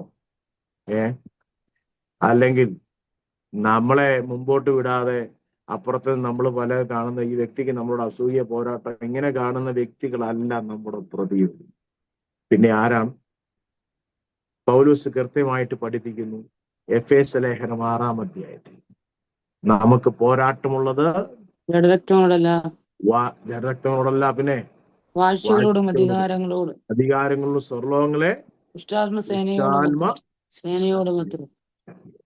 അപ്പൊ നമുക്ക് പോരാട്ടം ജഡരക്തങ്ങളോടല്ല. മുമ്പേ ഞാൻ പറഞ്ഞ പേര് പറഞ്ഞവരോടെയല്ല, നമ്മളിങ്ങനെ മനസ്സിൽ കാണുന്നവരോടല്ല നമ്മുടെ പോരാട്ടം. അവരല്ല നമ്മുടെ പ്രതിയോഗി. പിന്നെ ആരാണ്? നമ്മളെ താഴെ ഇറക്കാൻ, നമ്മളെ തകർക്കാൻ, നമ്മളെ ഇല്ലായ്മ ചെയ്യുവാൻ, നമ്മളെ മുമ്പോട്ട് വിടാതിരിക്കാൻ പിശാച് മനുഷ്യനിലൂടെ പ്രവർത്തിക്കും. അപ്പൊ ആ മനുഷ്യനെതിരെ അവൻ നശിക്കാനല്ല നമ്മൾ പ്രാർത്ഥിക്കേണ്ടത്, അവനിലൂടെ നമ്മളോട് പോരാടുന്ന പൊതുശത്രുവായ വാഴ്ചയും അധികാരവും സ്വർലോകങ്ങളുടെ ദുഷ്ടാത്മ സേനയ്ക്കെതിരെ വേണം നമ്മൾ പ്രാർത്ഥിക്കാൻ. അപ്പം പ്രതിയോഗി നമ്മുടെ ആരാണ്? മറന്നുപോരുത്. പ്രതിയോഗി മനുഷ്യരാകാൻ സാധ്യതയുണ്ട്. പക്ഷെ ആ മനുഷ്യൻ തകർന്നു പോകാൻ നിങ്ങൾ പ്രാർത്ഥിക്കരുത്. അത് പുതിയ നിയമ പ്രാർത്ഥനയല്ല. കർത്താവ് പഠിപ്പിച്ചു, നിങ്ങളുടെ ശത്രുക്കളെ സ്നേഹിപ്പിക്കുകയും നിങ്ങൾ ഉപദ്രവിക്കുന്നവർക്ക് വേണ്ടി പ്രാർത്ഥിപ്പിക്കും. പിന്നെ പിശാചിനൊരു തന്ത്രമുണ്ട്. വാഴ്ചകളും അധികാരങ്ങളും എന്ന് പറഞ്ഞാൽ പിശാച് എപ്പോഴും ഒരു വ്യക്തിയിലൂടെ, ഒരു മീഡിയത്തിലൂടെ പ്രവർത്തിക്കത്തുള്ളൂ. അതുകൊണ്ടാണ് മണർകാട് പള്ളിയിൽ ചെന്നാലും അത്ഭുതമുണ്ട്. എന്റെ കാര്യം തന്നെ, അവിടെ ഇരിക്കുന്ന വിഗ്രഹത്തിന് ആൾക്കാർ അവിടെ ചെന്ന് പിശാചിനെ ശക്തി കൊടുത്ത് പ്രാർത്ഥിച്ച് അതിന് പൈസ എറിഞ്ഞ്, എണ്ണ ഒഴിച്ച്, മെഴുകുതിരി കത്തിച്ച് അതിന്റെ മുമ്പിൽ നിൽക്കുമ്പോൾ പിശാച് ഇഷ്ടപ്പെടുന്നു. കാര്യം എന്നാ? മുഴു ലോകം ഇന്ന് ആരുടെ കയ്യിലാണ്?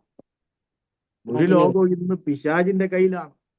അപ്പം പിശാച് വിഗ്രഹത്തെ ആരാധിക്കുമ്പോൾ അവന് ഇഷ്ടപ്പെടുന്നു. അപ്പോൾ അല്പം കഴിയുമ്പോൾ ആ വിഗ്രഹത്തിന് ആര് ശക്തി കൊടുക്കുന്നു? ദൈവമല്ല, പിന്നെ ആരാ? പിശാച്. അവൻ വാഴുക ഇവിടെ, അവന്റെ വാഴ്ച ഇവിടെ ഉണ്ട്, അവന്റെ അധികാര മണ്ഡലങ്ങൾ ഇവിടെ ഉണ്ട്. പണ്ട് വെട്ടേറ്റ് ഈ ഭൂമിയിലേക്ക് പതിച്ച ലൂസിഫറിന്റെ ആ ശക്തി ഇന്നിവിടെ നിലനിൽക്കുന്നു. അപ്പോൾ ആ ശക്തിയിലൂടെ ഈ വരുന്ന ആളുകൾക്ക് എന്തുണ്ടാകും? അത്ഭുതവും വിടുതലും ഒക്കെ അവിടെ നടക്കും. ഇതാണ് പിശാച് ചെയ്യുന്നത്. അപ്പൊ പിശാചിന് എപ്പോഴും നമുക്കെതിരെ പോരാടാനും ചിലപ്പോൾ മനുഷ്യന്മാരെ ഉപയോഗിക്കും. നമ്മൾ ചെയ്യേണ്ടത് ആ മനുഷ്യനോടല്ല നമുക്ക് പോരാട്ടം. അവനെ പ്രതിയോഗിയായി കാണാതെ അവനിലൂടെ വാഴ്ചകളും അധികാരങ്ങളും പ്രതിയോഗിയായി നിന്നുകൊണ്ട് നമ്മളോട് പോരാടുന്ന ശക്തിയെ ശാസിപ്പാൻ, അതിന്മേൽ ജയമെടുക്കാൻ, അതിനെ ജയമെടുക്കുന്ന ഒരു പ്രാർത്ഥന നിങ്ങളുടെ ജീവിതത്തിൽ ഉണ്ടായിരിക്കണം. അപ്പൊ വ്യക്തികൾ നമുക്ക് എതിരായി വരുമെന്ന് എതിരായി വരും. പക്ഷെ ആ വ്യക്തികൾ മനഃപൂർവ്വം വരുന്നില്ല. അവരെ ആരുപയോഗിക്കുന്നു? പിശാച് ഉപയോഗിക്കുന്നു. തെളിവ് എവിടെ? കൊരിന്ത്യ ലേഖനത്തിൽ കിടപ്പുണ്ട്. സാത്താൻ നമ്മളെ തോൽപ്പിക്കരുത്. 2 കൊരിന്ത്യ 2-ാം അധ്യായം 11-ാം വാക്യം. സാത്താൻ നമ്മളെ തോൽപ്പിക്കരുത്, അവന്റെ തന്ത്രങ്ങളെ നിങ്ങൾ അറിയാത്തവരല്ലോ. അപ്പൊ പിശാച് എന്തുമായിട്ടാ വരുന്നത്? തന്ത്രങ്ങൾ. നമ്മൾ തോറ്റു കാണാന്നുള്ള ആഗ്രഹിക്കുന്ന ആരാണ്? ദൈവമല്ല. ഈ ദൈവമക്കൾക്ക് ഒരുപാട് ഈ മനസ്സൊന്ന് മാറേണ്ട ഒരുപാട് ചിന്തകളുണ്ട്. ഞാൻ ഈ പ്രസംഗം പഠിപ്പിക്കുമ്പോൾ പറയാറുണ്ട്. നമ്മുടെ വിചാരം ചിലതൊക്കെ ദൈവം ചെയ്യുന്നതാണ്. അയ്യോ കർത്താവ്, നീ എന്നെ അങ്ങനെ ചെയ്ത ദൈവമായിരുന്നു, ഇങ്ങനെ നീ എന്താ ഇങ്ങനെ ചെയ്തേ, അങ്ങനെ ചെയ്തേ. ദൈവങ്ങളെ, നമ്മൾ ഇങ്ങനെ ഒരു തോൽവിയിൽ അണഞ്ഞ് ഒരു പതനത്തിൽ ഒരു കുഴി ചെന്ന് പതിച്ച് ഇങ്ങനെ കടക്കുന്ന കണ്ട് സന്തോഷിക്കുന്ന ഒരു ദൈവമല്ല നമ്മുടെ ദൈവം. അപ്പൊ തോൽവി കണ്ട് സന്തോഷിക്കുന്ന ആരാ? നിങ്ങളെ പേര് പറഞ്ഞു, ആരാ? പിശാചാണ്. കണ്ടോ? അതാ പൗലോസ് എഴുതി വെച്ചേ, സാത്താൻ നമ്മളെ എന്ത് ചെയ്യരുത്? തോൽപ്പിക്കരുത്. അപ്പൊ സാത്താന്റെ നിഘണ്ടുവിനകത്തുള്ളത് അവനെതിരെ നിൽക്കുന്നവരെ തോൽപ്പിക്കുക. അവർ പതർന്ന് കണ്ട് സന്തോഷിക്കുക, അവർ തകർന്നടിയുന്ന കണ്ട് സന്തോഷിക്കുക. ഇതാണ് സാത്താന്റെ പദ്ധതി മുഴുവൻ, പ്രതിയോഗിയുടെ പദ്ധതി മുഴുവൻ അതാണ്. നമ്മുടെ പ്രതിയോഗി മനുഷ്യരല്ല, നമ്മുടെ പ്രതിയോഗി സാത്താനാണ്. പക്ഷെ സാത്താൻ അവിടെ എന്തുപയോഗിക്കും? തോൽപ്പിക്കാൻ അവൻ തന്ത്രം ഉപയോഗിക്കും. ആ തന്ത്രത്തിലാണ് ചിലപ്പോൾ നമ്മളോട് പോരാടാൻ മനുഷ്യരും ഉണ്ടാവും. അവൻ ചില മനുഷ്യരെ എടുത്ത് ഉപയോഗിക്കും, മീഡിയമായിട്ട് ഉപയോഗിക്കും. ദൈവത്തെ പോലെ നിങ്ങൾ ശ്രദ്ധിക്കുക, ദൈവം ഇൻവിസിബിൾ ആണ്. കാണാൻ കഴിയുമോ? ഇല്ല, അദൃശ്യനാണ്. അവൻ ആത്മാവാണ്. ഇതുപോലെ തന്നെ പിശാചും ഇൻവിസിബിൾ ആണ്, പിശാചും അദൃശ്യനാണ്. അപ്പൊ പിശാചിന് പ്രവർത്തിക്കാൻ എന്നാ വേണം? അദൃശ്യനായ പിശാചിന് പ്രവർത്തിക്കാൻ എപ്പോഴും ഈ ഭൂമിയിലെ ഒരു മാധ്യമം വേണം, ഒരു വസ്തു വേണം, ഒരു വ്യക്തി വേണം. അതുകൊണ്ടാ പൗലോസ് എഴുതി വെച്ചിരിക്കുന്നത്, അവന്റെ തന്ത്രങ്ങൾ ചിലപ്പം വ്യക്തിയിലൂടെ വരാം. അതുകൊണ്ടാണ് നാം പ്രാപിച്ചിരിക്കുന്നത് ജഡത്തിന്റെ ശക്തി അല്ല. ആണോ? അല്ല, കോട്ടകളെയും സങ്കല്പങ്ങളെയും. കണ്ടോ? ദൈവത്തിന്റെ, അതിനെ എഴുതിയിരിക്കുന്ന വാക്യം, ദൈവത്തിന്റെ ആത്മാവിന്റെ ചിന്തകൾക്കും ദൈവത്തിന്റെ ആത്മാവിന്റെ ഇഷ്ടങ്ങൾക്കും വിരുദ്ധമായി പിശാച് കൊണ്ടിരുന്ന സകല സങ്കല്പങ്ങളെയും കോട്ടകളെയും ഇടിപ്പാൻ അവൻ ഞങ്ങളുടെ മേൽ ആത്മാവിന്റെ ശക്തി ഞങ്ങളുടെ മേൽ പകർന്നിരിക്കുക. കണ്ടോ? അപ്പൊ നമ്മൾ ആത്മാവിൽ പ്രാർത്ഥിക്കാനും ആത്മാവിൽ പോരാടാനും ഒക്കെ പ്രാർത്ഥനയിൽ ദൈവം പറയുന്നുണ്ട് കേട്ടോ. ഫൈറ്റ് ചെയ്യാൻ നമ്മളൊരു ഫൈറ്റിലാണ്. ആ ഫൈറ്റ് ആത്മാവിലായിരിക്കണം. എന്തുകൊണ്ട് ആത്മാവിൽ പോരാടണം? നമ്മൾക്കെതിരെ ദൈവാത്മാവ് നമുക്ക് വേണ്ടി ചിന്തിച്ചിരിക്കുന്ന പദ്ധതിക്കെതിരെ സങ്കല്പങ്ങളും കോട്ടകളും ഉണ്ടാക്കുന്ന പിശാചിന്റെ തന്ത്രങ്ങളുണ്ട്. അതിനെ ബ്രേക്ക് ചെയ്യണം. അവിടെയാണ് നമ്മൾ ആരെ ബ്രേക്ക് ചെയ്യുന്നത്? നമുക്കെതിരെ ജയം കൊണ്ടാടാൻ ആഗ്രഹിക്കുന്ന പ്രതിയോഗിയെ നമ്മൾ ബ്രേക്ക് ചെയ്യുന്നത്. പിശാചിന്റെ കയ്യിൽ തന്ത്രങ്ങളുണ്ട് കേട്ടോ. ഉൽപ്പത്തി പുസ്തകത്തിലാണ് അത് തുടങ്ങുന്നത്. ഉൽപ്പത്തി പുസ്തകം 3-ാം അധ്യായം 1-ാം വാക്യം. തന്ത്രം മാത്രമല്ല, പിശാച്, പാമ്പ് സകല മൃഗങ്ങളെക്കാളും കൗശലമേറിയതായിരുന്നു. അപ്പൊ പിശാച് എങ്ങനെയാ വരുന്നേ? തന്ത്രത്തോടെ, 2 കൗശലത്തോടെ. ഇനി കർത്താവ് പറയുന്നുണ്ട്, പാമ്പിനെ പോലെ ബുദ്ധിയും പ്രാവിനെ പോലെ നിഷ്കളങ്കരും. അപ്പൊ അതിന്റെ അർത്ഥം എന്താ? പാമ്പിന് ഭയങ്കര ബുദ്ധിയാണ്. ഈ പഴയ പാമ്പെന്നൊക്കെ വെളിപ്പാട് പുസ്തകത്തിൽ വരുമ്പോൾ ഈ സാത്താൻ തന്ത്രം, അവന് ഭയങ്കര ബുദ്ധിയാണ്. അവൻ ഏത് ബുദ്ധിയിലൂടെ, ഏത് കുബുദ്ധികളിലൂടെയും ദൈവത്തിന് വേണ്ടി നിൽക്കുന്നവരെ തകർക്കാൻ അവൻ അവസാന തന്ത്രവും പ്രയോഗിക്കും. അതുകൊണ്ട് നമുക്കൊരു പ്രതിയോഗിയുണ്ട്. ആ പ്രതിയോഗിയോട് പ്രതിക്രിയ ചെയ്യണം. നമ്മുടെ പ്രതിയോഗി മനുഷ്യരല്ല. നിങ്ങൾ പഴയ നിയമത്തിലേക്ക് നോക്കിക്കേ, വ്യക്തികൾ പ്രതിയോഗികളായി പഴയ നിയമത്തിൽ നമുക്ക് കാണാം, അല്ലേ? അജ്ഞാതമായ പ്രതിയോഗി, അവർ പ്രതീക്ഷിച്ചില്ല, പക്ഷെ എവിടെയൊക്കെ ഒളിഞ്ഞു കിടന്ന പ്രതിയോഗികൾ ഓരോ ഭക്തന്മാർക്കെതിരെ ഉണ്ടായിരുന്നു. ഹന്നയ്ക്കൊരു പെനീന ഉണ്ടായിരുന്നു, അല്ലെ? ഹാഗാറിനൊരു സാറയുണ്ടായിരുന്നു, യാക്കോബിനൊരു ഏശാവ് ഉണ്ടായിരുന്നു, ജോസഫിന് 11 സഹോദരന്മാരുണ്ടായിരുന്നു, പോത്തിഫറിന്റെ ഭാര്യ വില്ലാളിത്തിയായിട്ട് അവനെതിരെ നിന്നു, മോശക്കെതിരെ മിരിയാം ഉണ്ടായിരുന്നു. അങ്ങനെ പഴയ നിയമത്തിൽ നിരവധി വ്യക്തികൾ ഭക്തന്മാർക്കെതിരെ എഴുന്നേറ്റു. പക്ഷെ അവരെല്ലാം ആത്യന്തികമായി തോറ്റുപോയി. നമ്മുടെ ഉറപ്പ് എവിടെയാണെന്നറിയോ? പ്രാർത്ഥിക്കുന്നവന്റെ മുമ്പിൽ പ്രതിയോഗി തോറ്റ ചരിത്രമാണ് ബൈബിളിൽ. പ്രാർത്ഥിക്കുന്നവൻ എവിടെ? നിങ്ങൾ ഹന്നായെ മാത്രം ഒന്ന് നോക്കിക്കേ. 1 വർഷത്തിലധികമാണ് ആ സ്ത്രീ ദേവാലയത്തിൽ പോയത്. അവളുടെ പ്രതിയോഗിയുടെ നിന്ന 1 വർഷമേ നിന്നുള്ളൂ കേട്ടോ. കൃത്യം 1 വർഷം കഴിഞ്ഞപ്പോൾ അവൾ ദേവാലയത്തിൽ പോയി എന്തിനു വേണ്ടി കരഞ്ഞു പ്രാർത്ഥിച്ചോ ആ പ്രാർത്ഥനയുടെ മറുപടി അവളുടെ Praise the പ്രതിയോഗിയുടെ Lord മുമ്പിൽ Jesus. കാണിച്ചു കൊടുത്തു. Amen, amen, amen. എന്നിട്ട് പറഞ്ഞത് ഈ ബാലന് വേണ്ടിയാ ഞാൻ പ്രാർത്ഥിച്ചത്. നിങ്ങളുടെ നിന്ന അപമാനമൊക്കെ അവിടെ ഇരിക്കട്ടെ, ഈ ബാലന് വേണ്ടിയാ ഞാൻ പ്രാർത്ഥിച്ചത്. സാറ ഹാഗാറിനെതിരെ എഴുന്നേറ്റു. ആ മകനെ, ആ കുഞ്ഞിനെ ഹാഗാർ പോലും കൈവിട്ടു അല്ലേ? പക്ഷെ കുഞ്ഞിന്റെ നിലവിളി എവിടെ എത്തി? സ്വർഗം കേട്ടു. Amen. സ്വർഗം കേട്ടു. അവിടെ ഒരു പ്രാർത്ഥനയുടെ അംശം നിങ്ങൾക്ക് കാണാം. ഒരു സാറ പ്രതിയോഗി ആയതുകൊണ്ട് ഒരു ഹാഗാറോ ഇസ്മായിലോ തീരുന്നില്ല കേട്ടോ. പ്രാർത്ഥിക്കുന്ന ഒരു ബാലകന്റെ പ്രാർത്ഥനയുടെ മുമ്പിൽ പ്രതിയോഗികളുടെ തന്ത്രങ്ങൾ തീരുകയാണ്. യാക്കോബിനെതിരെ ഏശാവ് വന്നു. പക്ഷെ യാക്കോബ് പ്രാർത്ഥിച്ചു. എവിടെ? യാബോ കടൽക്കരയിൽ ദൂതനുമായി മല്ലിട്ടു, അനുദപിച്ചു, മാനസാന്തരപ്പെട്ടു, മടങ്ങി വന്നു, ദൈവത്തിന്റെ പേര് മാറ്റി. എന്നിട്ട് പറഞ്ഞു, ഇനി നീ പോയി ഏശാവിനെ നേരിട്ടോളാൻ. അപ്പോഴാണ് ഏശാവ് എത്ര പേരുമായിട്ട് വരുന്നത്? 400-ലധികം ആളുകളുമായിട്ടാണ് വരുന്നത്. പക്ഷെ ഇത് വിഷയമൊന്നും ആണോ? അല്ല. യാബോ കടൽക്കര വെച്ച് പുതുശക്തി പ്രാപിച്ച യാക്കോബിന് ആൾക്കൂട്ടം ആവശ്യമില്ലായിരുന്നു. പ്രാർത്ഥനയിൽ എഴുന്നേൽക്കുന്ന ദൈവമക്കളെ, ഇന്ന് ഞാൻ ഉറപ്പു തരികയാണ്, നിങ്ങളുടെ പ്രതിയോഗി ഏത് തന്നെയാണെങ്കിലും ഏത് മേഖലയിലാണെങ്കിലും പ്രാർത്ഥിച്ച് എഴുന്നേൽക്കുന്ന ദൈവത്തിന് ആ പ്രതിയോഗിയെ പരാജയപ്പെടുത്താൻ കഴിയും. അപ്പൊ ഇനി പ്രതിയോഗികളുടെ മേൽ ദൈവത്തിനൊരു പ്രതിക്രിയ. ആ പ്രതിക്രിയക്ക് ഈ അധ്യായത്തിൽ നമ്മൾ പഠിച്ച സ്റ്റോറിക്കാണ്. ഇനി നിങ്ങൾ എന്നെ ശ്രദ്ധിച്ചേ, ഒരു പഠനം കൂടെയാണ്. ആ പ്രതിക്രിയക്ക് നമ്മൾ ഈ പഠിച്ച കർത്താവിന്റെ സ്റ്റോറിയിൽ കർത്താവ് അതിന് ഇട്ടിരിക്കുന്ന പേരാണ് പ്രാർത്ഥന. അപ്പം ദൈവത്തിന്റെ പ്രതിക്രിയ വരുന്നത് ഏത് വഴിയിലൂടെയാ? പ്രാർത്ഥനയിലൂടെ. അതെ, മൂന്നാമതൊരു വഴിയില്ല, സെക്കൻഡ് ഓപ്ഷൻ ഇല്ല. പ്രൈമറി കാര്യം മാത്രമേ ഉള്ളൂ. പ്രാഥമികവും പ്രഥമവും ഒറ്റ കാര്യമുള്ളൂ. രണ്ടാമതൊന്നില്ല. പ്രതിയോഗിയെ പരാജയപ്പെടുത്താനുള്ള പ്രതിക്രിയ ഒന്നേ ഉള്ളൂ. ദൈവത്തിന്റെ കയ്യിൽ ഒരായുധമുള്ളൂ. പ്രസംഗം ആയുധമല്ല, പ്രഭാഷണ കല ആയുധമല്ല. പ്രതിയോഗിയെ പരാജയപ്പെടുത്താൻ പ്രസംഗം പിശാചിന് വിഷയമല്ല. പ്രസംഗിക്കാനുള്ള കഴിവെന്ന ദൈവത്തിന് വിഷയമല്ല. പിശാചിന് വിഷയമല്ല. പ്രതിയോഗിയെ പരാജയപ്പെടുത്താൻ ദൈവത്തിന്റെ കയ്യിൽ തന്നിരിക്കുന്ന പ്രതിക്രിയയാണ് പ്രാർത്ഥന. ഇനി നിങ്ങൾ പെട്ടെന്ന് ആ ഭാഗത്തേക്ക് ഒന്ന് നോക്കിക്കേ. നിങ്ങൾ അങ്ങനെ ചിന്തിച്ചിട്ടില്ലെങ്കിൽ ഈ ചിന്ത നിങ്ങൾക്ക് ഒരു ചിന്തയായി, പുതുചിന്തയായി നിങ്ങളുടെ മനസ്സിൽ പതിയട്ടെ. ഇവിടെ 3 കാര്യങ്ങളാണ് ഈ പ്രാർത്ഥനയ്ക്ക് പദങ്ങളായി ഈ ഭാഗത്ത് ഉപയോഗിക്കുന്നത്. പേനയുണ്ടെങ്കിൽ വരയിട്ടു. പ്രതിക്രിയ നടക്കുന്നത് 3 കാര്യങ്ങളിലൂടെയാണ്. 3ഉം പ്രാർത്ഥനയാണ് കേട്ടോ. നിങ്ങൾ എന്നെ ശ്രദ്ധിച്ചേ. ഈ പ്രതിക്രിയ നടക്കുന്ന 3 കാര്യങ്ങളിലൂടെയാണ് കേട്ടോ. പ്രതിക്രിയ പ്രാർത്ഥനയിലൂടെയാണ്.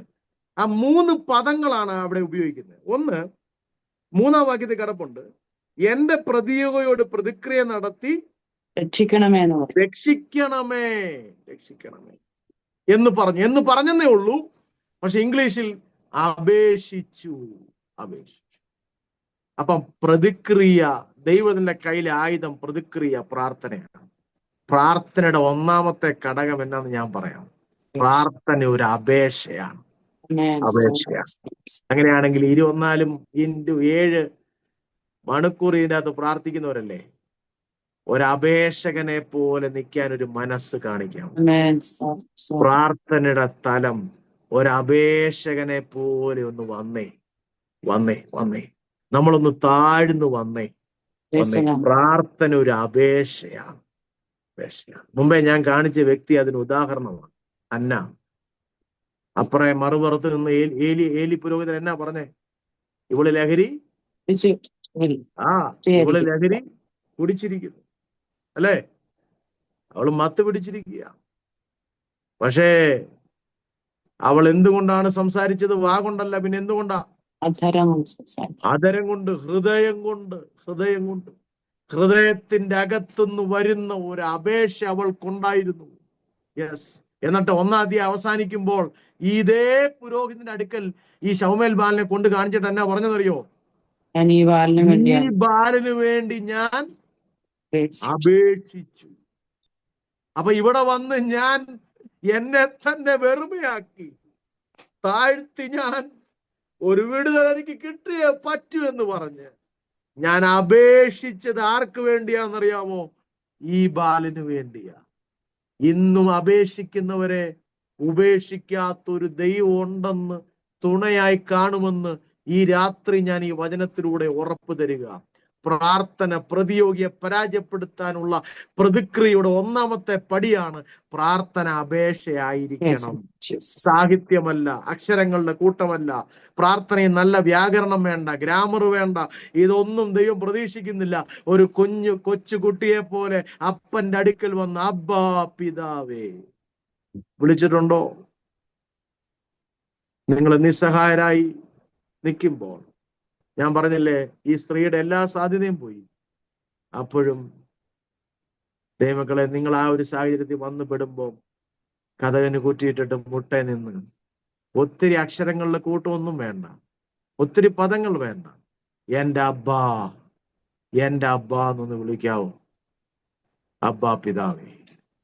അപേക്ഷിക്കുന്നിടത്ത് നമ്മുടെ പ്രതിക്രിയമേൽ ദൈവം, നമ്മുടെ പ്രതിയോഗികളുടെ മേൽ ദൈവം പ്രതിക്രിയ നടത്താൻ തുടങ്ങും. ഇനി രണ്ടാമത്തെ പ്രതിക്രിയയാണ് അസഹ്യപ്പെടുത്തുക. എന്താണ് പ്രാർത്ഥന? എന്താണ്? അപ്പൊ പ്രാർത്ഥന ഒരു അസഹ്യപ്പെടുത്തലാണ്. ഇന്നു മുതൽ മനസ്സിലാക്കിക്കോ. പ്രാർത്ഥന എന്താണ്? അസഹ്യപ്പെടുത്തുക. പ്രാർത്ഥന ഒരു പ്രതിക്രിയയായി മാറണമെങ്കിൽ പ്രാർത്ഥനയിൽ എന്തുണ്ടായിരിക്കണം? അസഹ്യപ്പെടുത്തണം. അവിടെ എഴുതിയിട്ടുണ്ട് 5-ാം വാക്യത്തിൽ, എങ്കിലും വിധവ എന്നെ സഹ്യമാക്കുന്നത് കൊണ്ട്. അസഹ്യപ്പെടുത്തുക, ഡിസ്റ്റർബ് ചെയ്യുക. കഴിയുന്നുണ്ടോ? നിലയ്ക്കാത്തൊരു പ്രാർത്ഥന, മറുപടി കിട്ടുവോളം ഉള്ള ഒരു പ്രാർത്ഥന നമുക്ക് ചെയ്യാൻ പറ്റുമോ? ചെയ്യാൻ പറ്റും. യെസ്. അസഹ്യപ്പെടുത്തിയാൽ നമ്മുടെ പ്രതിയോഗികളുടെ മേലൊരു പ്രതിക്രിയ നിശ്ചയമായിട്ടും ഉണ്ടായിരിക്കും. വിശ്വസിച്ചേ. എന്നാൽ ഈ അസഹ്യപ്പെടുത്തൽ എവിടം വരെ പോണോന്ന് ഞാൻ പറഞ്ഞൊന്ന് കാര്യം, എല്ലാവർക്കും അസഹ്യപ്പെടുത്തുന്നതിനെ പറ്റി അറിയാം. നിരന്തരമായി പ്രാർത്ഥിക്കുക, നിരന്തരമായി പ്രാർത്ഥിക്കുക. D.L. മൂഡി പറയുന്നത്, നിരന്തരമായ പ്രാർത്ഥനയിലേക്ക് ഒരു ഭക്തൻ കടക്കുമ്പോൾ സ്വർഗത്തിന്റെ കവാടം അവന് വേണ്ടി തുറക്കുകയാണ്.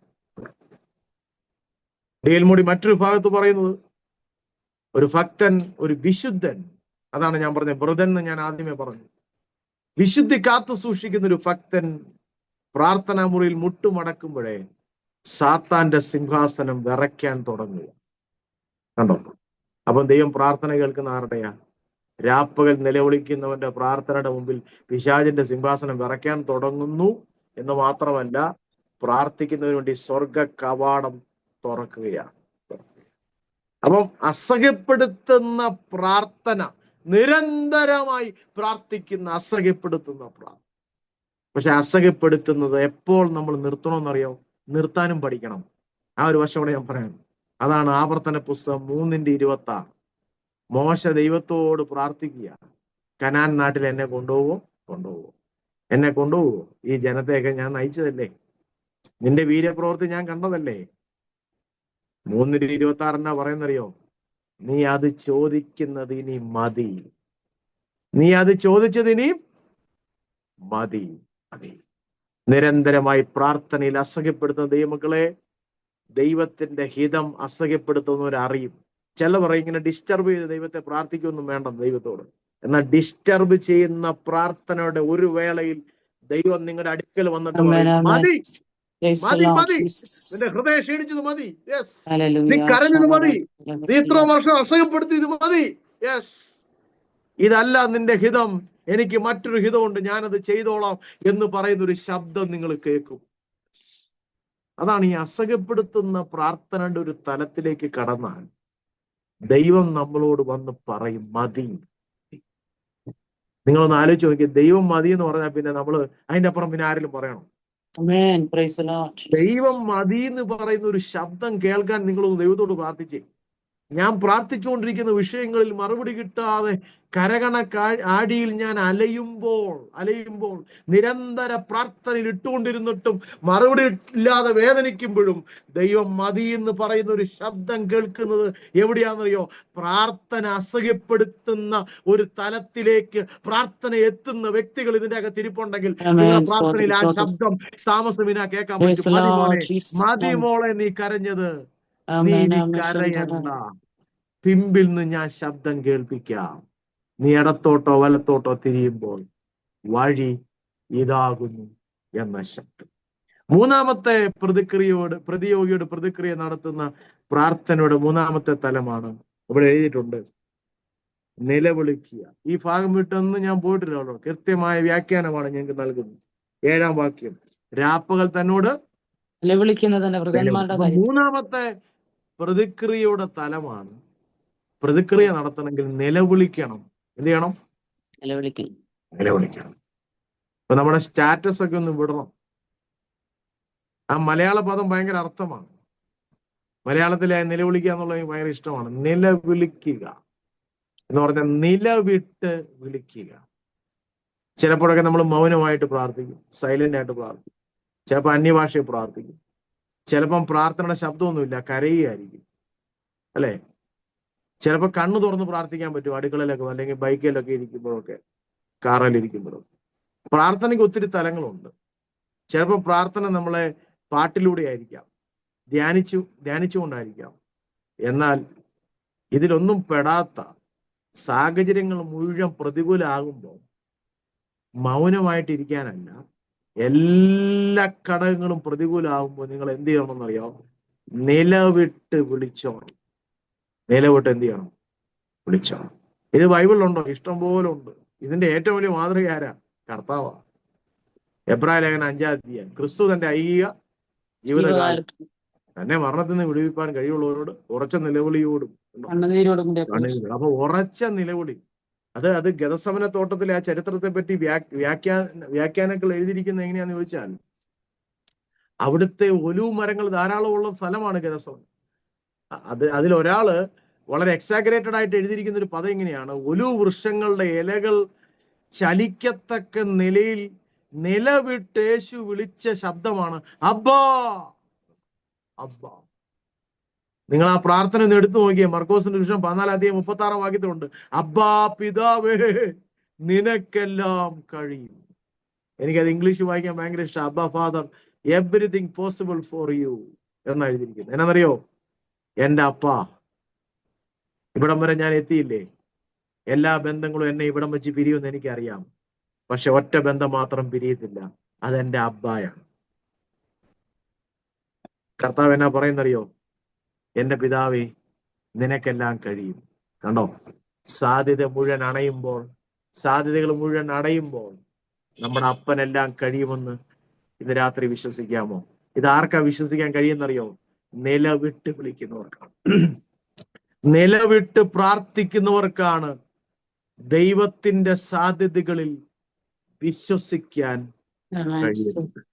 ഇനി നിങ്ങളുടെ പഠനത്തിന് വേണ്ടി, നിങ്ങളുടെ പ്രാർത്ഥനാ മുറിയിൽ ഒരു ദൈവിക ദൂതിന് വേണ്ടി ഒരു വാചനം കൂടെ തരാം. എസ്തേറിന്റെ പുസ്തകം 4-ാം അധ്യായം 1-ാം വാക്യം. സംഭവിച്ചതൊക്കെ അറിഞ്ഞപ്പോൾ മൊർദെഖായി പട്ടണവാതിക്കൽ, എനിക്ക് ആ വാക്യം ഭയങ്കര ഇഷ്ടമാണ്. പട്ടണവാതിക്കൽ അവൻ ചാക്കുശീല ധരിച്ച്, ആ വാക്യം ഇങ്ങനെയാണ്, ചുമ്മാ ഒരു നിലവിളിയല്ല, അത്യുച്ചത്തിൽ. എങ്ങനെയാ നിലവിളിച്ചേ? അത്യുച്ചത്തിൽ നിലവിളിച്ചു. ഈ രാത്രിയിൽ അങ്ങനെ ഒന്ന് പ്രാർത്ഥിക്കാൻ തുടങ്ങും. നിങ്ങളുടെ സാഹചര്യം എനിക്ക് അറിയത്തില്ല, ഈ പല സാഹചര്യങ്ങളൊക്കകത്തിനകത്തിരിക്കും. പക്ഷെ മുറിയിലോട്ട് കയറിയ ഒന്ന് നമ്മുടെ നിലവിട്ടൊന്ന് വിളിച്ചേ, കൈയോർത്തിക്ക്, അപ്പ എനിക്ക് തനിയെ കഴിയത്തില്ലെന്ന് പറഞ്ഞേ. ഈ പ്രാർത്ഥന നിർവഹിക്കുമ്പോൾ ദൈവം എന്താ ചെയ്യുന്നറിയോ? നമ്മുടെ പ്രതിയോഗിയുടെ മേൽ പ്രതിക്രിയ നടത്തുന്ന 3 തലങ്ങൾ നിങ്ങൾ മറക്കരുത്. 1 അപേക്ഷിക്കുക, 2 അസഹ്യപ്പെടുത്തുക, 3 നിലവിളിക്കുക. ഇത് 3ഉം പ്രതിക്രിയയായി നമ്മുടെ ഭാഗത്തുനിന്ന് പ്രാർത്ഥന ഒരു പ്രതിക്രിയയായി മാറുമ്പോൾ ദൈവം ചെയ്യുന്ന എന്നാന്ന് പറഞ്ഞിട്ട് പെട്ടെന്ന് നിർത്താം. ദൈവം 2 കാര്യമാണ് ചെയ്യുന്നത്. ഈ ഭാഗത്തുനിന്ന് തന്നെ ഞാൻ പറയുന്നത്. ദൈവം എങ്ങനെയാ പ്രതിക്രിയ നടത്തുന്ന അറിയാമോ? നമ്മുടെ ഇരിക്കുന്ന പ്രതിക്രിയ പ്രാർത്ഥനയാണ്. ഈ 3 കാര്യങ്ങൾ. പക്ഷെ അതിന് ദൈവം അന്നേരം മറുപടി തരുന്നത് എങ്ങനെയാണെന്നറിയോ? ഒന്ന്, അവൻ ദീർഘക്ഷമയോടുകൂടെ. ഇനി താഴോട്ടുള്ള വാക്യങ്ങൾ നിങ്ങൾ നോക്കിയാൽ മതി. എന്റെ പ്രതിയോട് അവൻ എന്ത് ചെയ്യും? രാപ്പകൽ നിലവിളിക്കുന്ന വൃതന്മാരുടെ കാര്യത്തിൽ അവൻ ദീർഘക്ഷമയുള്ളവനായാലും അവരെ പ്രതിക്രിയ നടത്തി രക്ഷിക്കുകയില്ലയോ? വേഗത്തിൽ അവരെ പ്രതിക്രിയ നടത്തി അപ്പം രക്ഷിക്കണം എന്ന് ദൈവം പറയുന്നു. പ്രതിക്രിയ നടത്തുന്ന രണ്ട് രീതിയിലാണ്. ഒന്ന്, ദീർഘക്ഷമയോടുകൂടെ. അല്പം ടൈം എടുക്കും. എല്ലാവരുടെയും കാര്യത്തിലല്ല, ചിലരുടെ കാര്യത്തിൽ, ചില സാഹചര്യങ്ങളിൽ, നമ്മുടെ ചില മേഖലകളിൽ ദൈവത്തിന് അല്പം ദൈവം നമ്മളോട് പറയുക വെയിറ്റ് ചെയ്യാൻ. ദൈവം വെയിറ്റ് ചെയ്യാൻ പറയാം, വെയിറ്റ് ചെയ്യണം. യെസ്. കാര്യം ദൈവം മറുപടി തരുന്ന ഒരു രീതി എങ്ങനെയാ? പ്രതിക്രിയ നടത്തുന്ന രീതി എങ്ങനെയാ? ദീർഘക്ഷമയോടുകൂടെ. ദൈവം ദീർഘക്ഷമയോടുകൂടെ വന്നത് ഏത് വീട്ടിലാ? കരഞ്ഞുകൊണ്ടിരുന്ന മാർത്തയുടെയും മറിയുടെയും വീട്ടിൽ. വേഗത്തിൽ മറുപടി കൊടുത്തു അവിടെ? ഇല്ല. എല്ലാരും കുറ്റം പറഞ്ഞു. ആ സ്നേഹിച്ച ആൾ എന്ത് ചെയ്യേ? ഭയങ്കര സ്നേഹിതന്മാരായിരുന്നല്ലോ ഇവര്. എന്ത് ചെയ്യേ? ഈ സമയത്തല്ലേ ഇവിടെ വേണ്ടത്? കർത്താവ് വഴി വെച്ച് എന്നാ പറഞ്ഞെന്നറിയോ? 4-ാം പൊക്കം ഞാൻ അവിടെ എത്തിക്കോളാം. പക്ഷെ ഈ ദീനം എന്തിനല്ല? മരണത്തിനല്ല. താമസിക്കും തോറും, നമ്മുടെ വചനം ശ്രദ്ധിച്ചേ, ദീർഘക്ഷമയോടെ നിങ്ങൾ ഇരിക്കും തോറും ഇതിന്റെ അകത്തൊരു മഹത്വം ഉണ്ട്. ആ കല്ലറ ഒരു മഹത്വം കാണാൻ പോവുക. ഇനി കരഞ്ഞുകൊണ്ടിരിക്കുന്ന ആ ഒരു സൗകര്യം ആ വീട്ടിൽ, മാർത്ത പലതിനാൽ കലങ്ങുന്ന ആ സൗകര്യം, ആ സഹോദരി കല്ലറയ്ക്കകത്തുനിന്ന് ഒരു മഹത്വം കാണാൻ പോവുക. പക്ഷെ അല്പം ദീർഘക്ഷമയോടെ ഇരിക്കാൻ പറയണം. കണ്ടോ? ദൈവം നമ്മളോട് പറയുകയാണ്, ഞാൻ നിനക്ക് വേണ്ടി പ്രതിക്രിയ നടത്താം, പക്ഷെ wait for some more minute. അല്പം കൂടെ വെയിറ്റ് ചെയ്തേ. ദൈവത്തിന് ഒരു പദ്ധതി ഉണ്ട്. ഇത് ഉറങ്ങുകയാണവൻ, നിദ്ര കൊണ്ടിട്ടില്ല.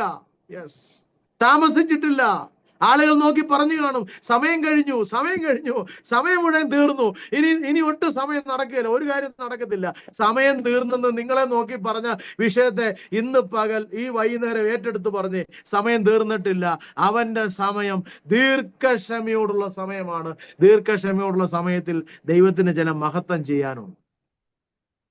രണ്ടാമത് ദൈവം പ്രതിക്രിയ നടത്തുന്നത് എങ്ങനെയാണെന്നറിയോ? വേഗത്തിൽ. എങ്ങനെയാ?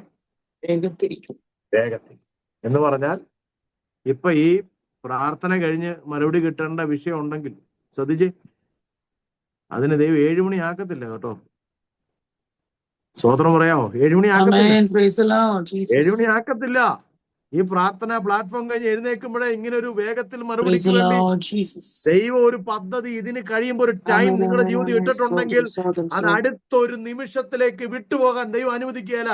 അടുത്ത മൊമെന്റിൽ വേഗത്തിൽ മറുപടി തരുന്ന ഒരു ദൈവം ഉണ്ടെന്ന് ഇന്ന് വൈകുന്നേരം വിശ്വസിച്ചേ. അശൂർ പാളയത്തിൽ ഒറ്റ ദൂതിന് 1,80,000 പേര് ഒരു നിമിഷം മതിയായിരുന്നു.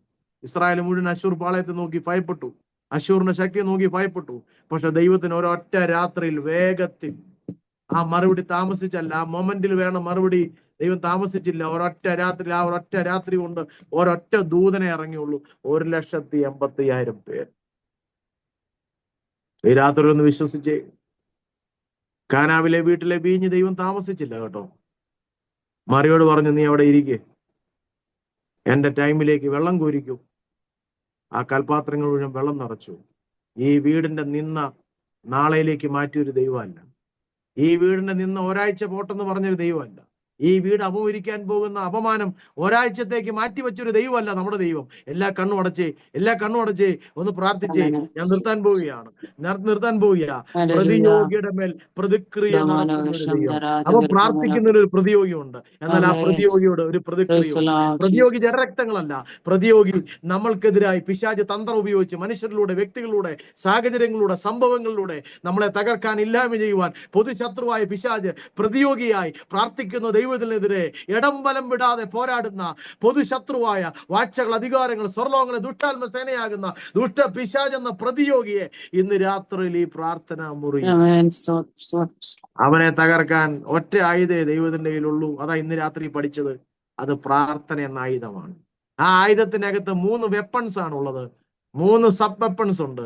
ആ വെപ്പൺസ് ആണ് അപേക്ഷ, അസഹ്യപ്പെടുത്തുക, ശല്യപ്പെടുത്തുകയും 3 നിലവിളിച്ച് ആ പട്ടണവാതിക്കൽ പോയി നിലവിളിച്ച് കരയുന്നത് മതിയാക്കാതെ ആ ചാക്കുശീല ധരിച്ച് ഒന്നും കൂടെ നിലവിളിച്ച്, മൊർദെഖായി നിനക്ക് വേണ്ടി ചില പുസ്തകങ്ങളെ തുറക്കാൻ ദൈവം രാജാവിനോട് കൽപ്പിക്കാൻ പോവുകയാണ്. മൊർദെഖായി നിലവിളിച്ച നിനക്ക് വേണ്ടി ചില പുസ്തകങ്ങളെ താളുകളെ മറയ്ക്കുവാൻ ദൈവം രാജാവിനോട് സംസാരിക്കാൻ പോവുകയാണ്. രാത്രി വിശ്വസിച്ച് പ്രതിക്രിയ അവൻ നടത്തുന്നു. ദീർഘക്ഷമയോടെ ഇരുന്നാലും വേഗത്തിലുള്ളൊരു മറുപടി തരാൻ വിശ്വസ്തനായ കർത്താവിന്റെ കണ്ണുകളിലേക്ക് ഒന്ന് നോക്കിയിരുന്ന് പ്രാർത്ഥിച്ച് ഈ പ്ലാറ്റ്ഫോമിൽ എന്നോടൊപ്പം പ്രാർത്ഥിക്കാൻ താല്പര്യപ്പെടുന്നു. കണ്ണടയ്ക്കാൻ പ്രാർത്ഥിക്കാൻ. ഞങ്ങളെ സ്നേഹിക്കുന്ന പിതാവേ, നമ്മുടെ പുത്രനായ യേശു ക്രിസ്തുവിന്റെ നാമത്തിൽ ഞങ്ങൾ ഒരുമിച്ച് ഇപ്പോൾ പ്രാർത്ഥിക്കുന്നു. യെസ്, ഇതിൽ നിരന്തരമായി പ്രാർത്ഥിക്കുന്നവരെ അങ്ങ് കൈവിടരുതേ. യെസ്, അവരുടെ ജീവിതത്തിന്റെ മേഖലയിലേക്ക് ഇപ്പോൾ തന്നെ അങ്ങ് ഇറങ്ങി വരണം. പ്രാർത്ഥിക്കും തോറും ഒന്നിനു മീതെ ഒന്നായി പ്രതിസന്ധികളുടെ തിരമാലകളും ഒരു കൂട്ടമായി ഇരച്ചു വരുന്നത് പോലെ അനുഭവിക്കുന്നവർ ഇതിനകത്തുണ്ടപ്പാ. ഈ ഓൺലൈനിൽ കേൾക്കുന്നവരുണ്ടപ്പാ. എന്നാൽ ആ വിധവയെ പോലെ അവിടം വിട്ട് പിന്മാറാതെ കർത്താവ് പറഞ്ഞതുപോലെ പ്രാർത്ഥന മറുപടി താമസിച്ചാൽ വിശ്വാസത്തിൽ നിലനിൽക്കാൻ, മനുഷ്യപുത്രം വരുവോളം ഞങ്ങളുടെ ആരുടെയും വിശ്വാസം പതറിപ്പോകാതെ നിന്റെ ജനത്തെ നിർത്തണമേ. അവരെ ആയതിലേക്ക് അനുഗ്രഹിക്കുന്നു. അനുഗ്രഹമായി തീരട്ടെ. പാസ്റ്റർ ജോസഫ് മാത്യുവിനെ അനുഗ്രഹിച്ച് പ്രാർത്ഥിക്കുന്നു. സിസ്റ്റർ സന്ധ്യ അനുഗ്രഹിച്ച് പ്രാർത്ഥിക്കുന്നു. നേതൃത്വം കൊടുക്കുന്നവരെയും ഇതിൽ നിരന്തരമായി പ്രാർത്ഥിക്കുന്ന പ്രാർത്ഥനാ പോരാളികളെ അങ്ങയുടെ നാമത്തിൽ അനുഗ്രഹിച്ച് പ്രാർത്ഥിക്കും. അനുഗ്രഹമായി തീരട്ടെ. മഹത്വം അങ്ങെടുക്കണമേ. യേശുവിന്റെ നാമത്തിൽ തന്നെ.